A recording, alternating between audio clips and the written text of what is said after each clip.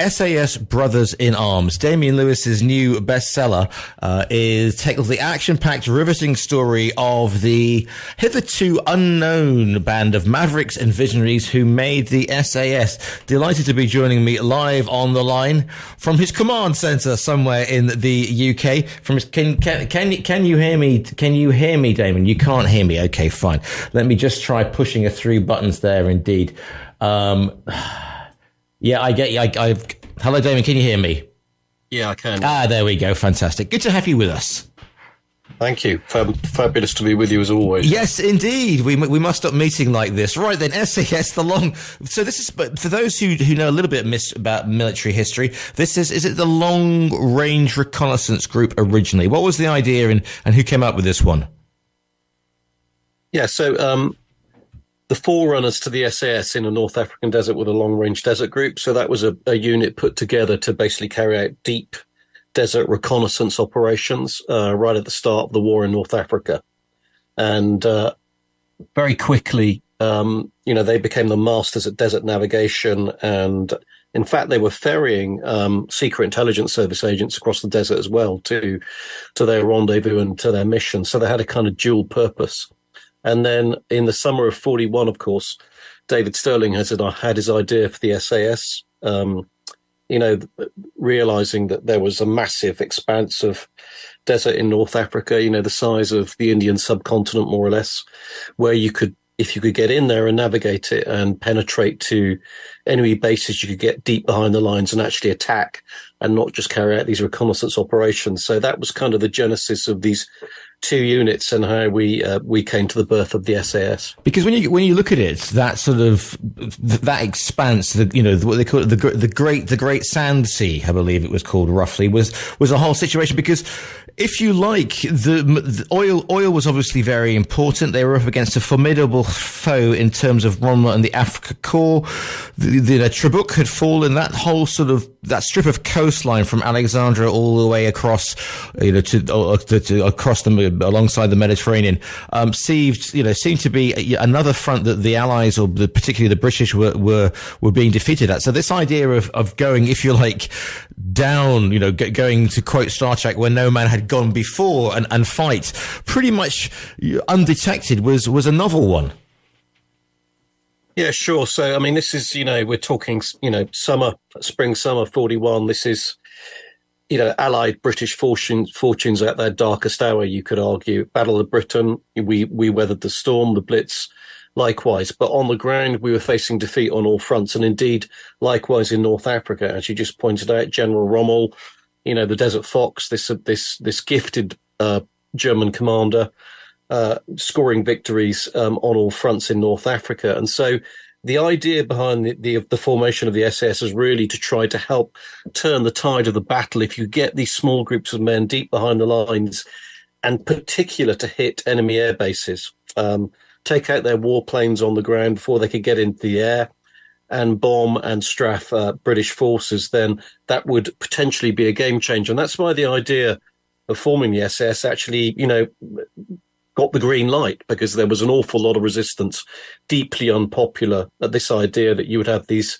more or less freelance piratical raiders wreaking havoc far behind the lines with very little control or orders constraining them. That was a deeply unpopular idea with most in high command, and it was really born of desperation, the desperation of staring defeat in the face, that said, okay, let's unleash these raiders and see what they can do, on Rommel's air bases. I mean, it's an interesting one, isn't it? Because I presumably the top brass were like, well, this is the most ungentlemanly way to fight war. Let's not forget, the horrors of the First World War had scarred, if you like, the generations. But there was some previous in this in terms of desert fighting. I mean, we think about, Lawrence of Arabia and his use of, if you like, I mean, he was using local troops, but they were fast moving, skirmishing, hit and run attacks rather than the more conventional warfare that the British were being beaten at in North Africa. Yeah, absolutely. So you could argue Lawrence of Arabia and his forces were kind of the forerunners to this type of soldiering, the modern day special forces. This is the birth of it. But, it's that desperation which turned that tide of opprobrium and resistance. You're absolutely right. Most of those offers, especially in Middle East Command, which was North Africa, were World War One veterans, and so they had experienced the horror of trench warfare, and they had these ideas of gentlemanly conduct and how a British officer should purport themselves at war. But as Churchill had rightly identified, this was total war. Hitler was not going to fight by the rules of gentlemanly conduct. He wasn't even going to abide, as we learnt, by the Geneva Convention, quite the reverse.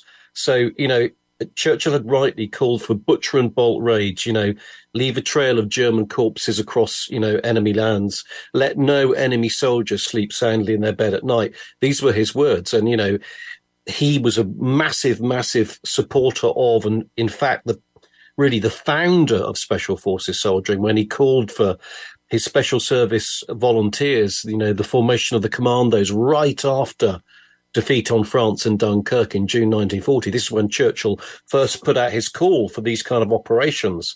And so, massive resistance from local command in North Africa, massive support from, Britain's wartime leader, and this massive need, defeat, wrecking our chances in North Africa led to the formation of the SAS.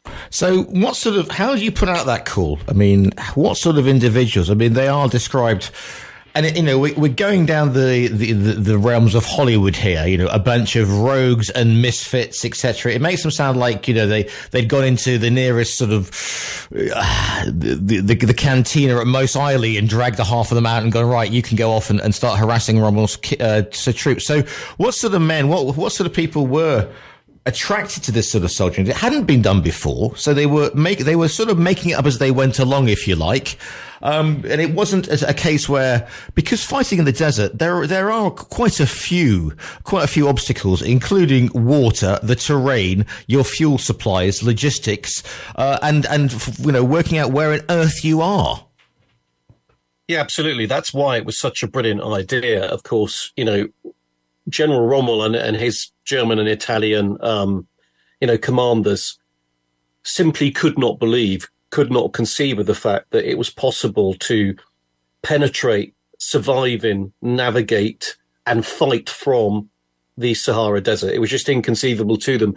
Give you an example. So the first ever raid that was successful by the SAS, the Italian commander actually on the airbase, we're now talking November 1941, and the airbase was absolutely torn to pieces. The officers' mess was shot up. The ammo and fuel dumps were laced with bombs and blown to smithereens. And then most of the aircraft were also blown to pieces. And the Italian commander believed it was an Allied landing from the coast. So amphibious forces believed there was an invasion and demanded reinforcements and to evacuate his aerodrome. And that lack of belief that these raiders could be striking from the desert, that lasted for quite a long time, just this refusal to believe that anyone could be doing this. So what kind of guys were attracted to this? Well, they were all volunteers. That's the first point to make. And they were from all walks of life. I think the key thing that defined them was imagination and thinking completely outside of the box. If you're going to launch raids and attacks by a means which the enemy least suspects, you've got to be able to think of the unthinkable. And that meant these were highly intelligent, very imaginative, self-starting, independent, but crucially, laterally thinking individuals. They could think of ways to hit at the enemy, which the enemy didn't believe possible. And so, they were harnessable, as David Stirling, the founder of the SAS, put it, not commandable. He had this brilliant way of bringing out the best in his troops, in his volunteers, and that he made them feel as if they were special and on a special mission and involved in the most important missions that were ever going to take place in the war. So rarely did he order a man to do anything.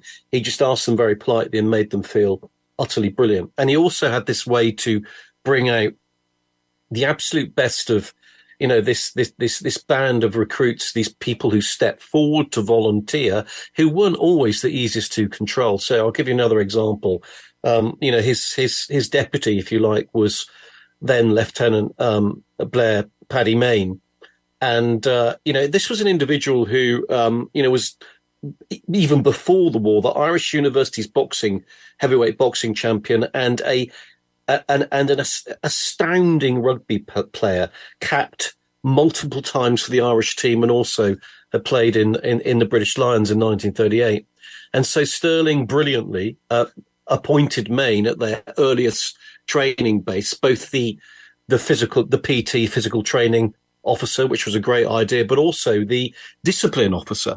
And Maine instituted his own very particular kind of discipline, which was basically that if you were involved in an infraction, you would come before Maine, you would admit what you had done, and then Maine would say, okay, you've now got to stand as many rounds as you can in the boxing ring with me, and then it will all be forgotten. There'll be no paperwork.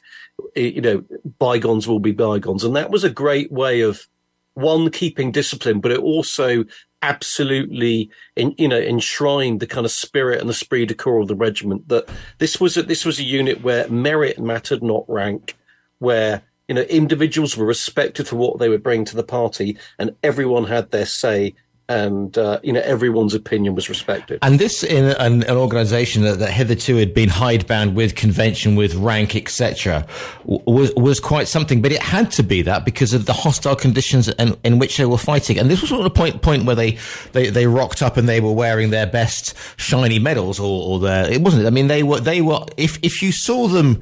If they were on foot, because obviously the transport given away, but you would just think they were a bunch of Berber or Bedouin who were just wandering around. They didn't, they, unlike other units unlike the German units, of course, they who stood out, these guys blended in. They were masters of camouflage, or at least, you would look at them and think, okay, that's just a bunch of goat herders.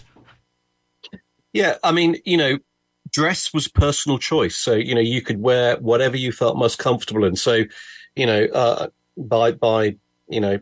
hook or by crook, they ended up in a hodgepodge of uniforms, Allied equipment, enemy equipment. They loved the Italian backpacks because they were far better than British.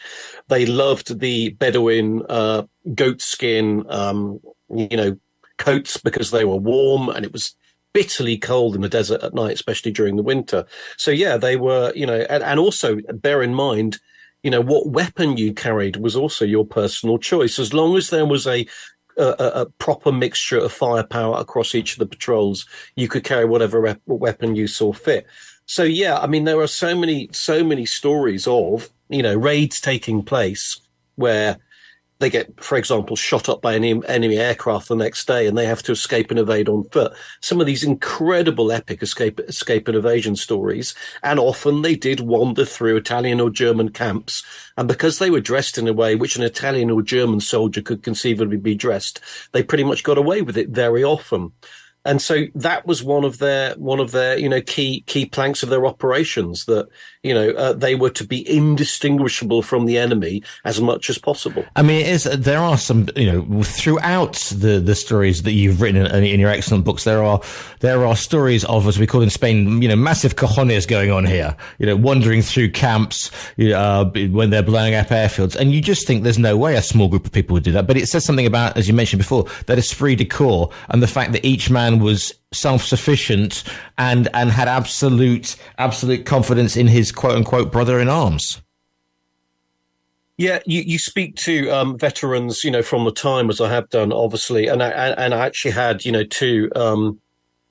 two surviving veterans of the SAS. There are not very many left, but two from World War II, not only contribute to the manuscript and, taught me through some of these, characters and operations, but one of them, Jack Mann, actually read the manuscript from cover to cover in draft form to give me his feedback. Absolutely fantastic. That's indispensable. But you talk to World War II veterans, or indeed modern day veterans of the SAS, and what do they say is the thing that keeps you going in the battle, or on an operation, or on an epic escape and evasion when all around you might be falling apart, and it's the need to stand tall and to stand firm with those guys on your shoulder. That's the key thing. So that esprit de corps is absolutely vital. And one of the things I would say is that you had leaders in people like Paddy Mayne, David Stirling, Bill Fraser, the Scotsman, another standout founder of the SAS, Jock Lewis until he was killed, and others who they had a specific style of leadership, and it's absolutely crucial to understand this. This was not leadership by orders or rank or status. It was leadership by inspiration, by leading from the front, by not expecting their soldiers to do anything they wouldn't do themselves.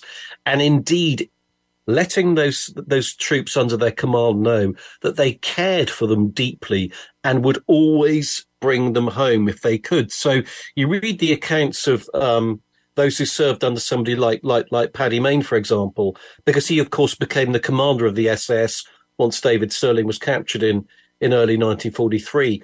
And the one overriding sentiment that comes through is they understood and appreciated Mayne's care for them as soldiers under his command, and they believed so much that he would bring them home. That's what made them willing to step into hell with him time and time again. I mean, Churchill talked about no German soldier or Italian soldier was being able to sleep soundly in their bed. Was there this, did they have the psychological impact as well as obviously the destructive impact that they've been aiming for?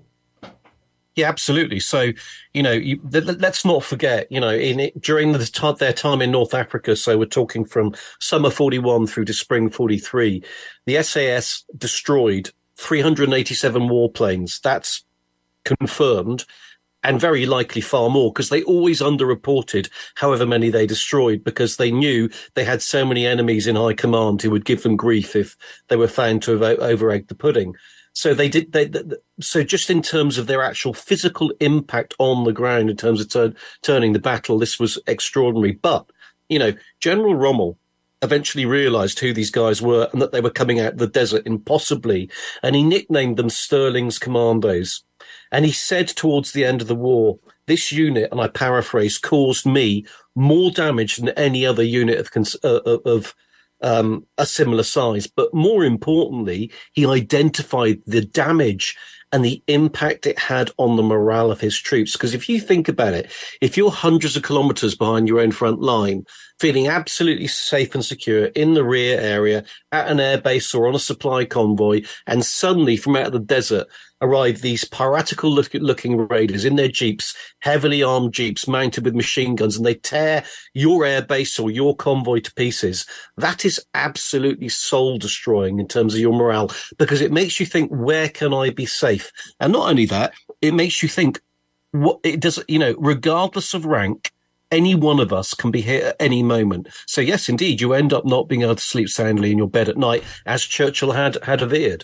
And of course, for those who think that the desert is just this big flat sandy thing, if you've been to the Sahara, it's not. You can hide, you can go undercover. So people said, well, why didn't the Luftwaffe just blow them off the sand? It's not like that. You really can camouflage yourself. And with those jeeps, which were also integral to, because they were relatively easy to maintain, and the desert is it's very difficult to get parts, etc. Those jeeps mounted with those high caliber machine guns were devastating in their impact.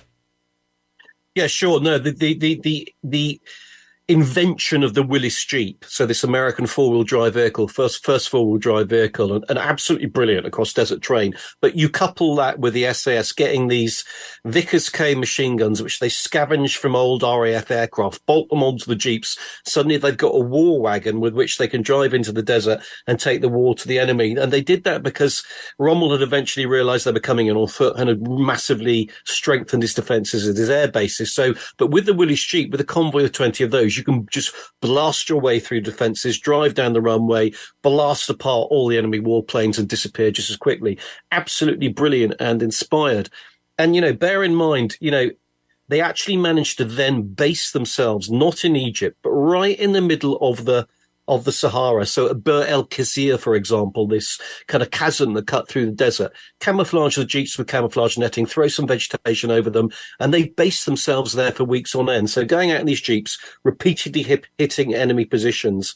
And, very little Rommel could do about it, apart from, of course, sending his warplanes after them. But if you can't see them, you can't destroy them.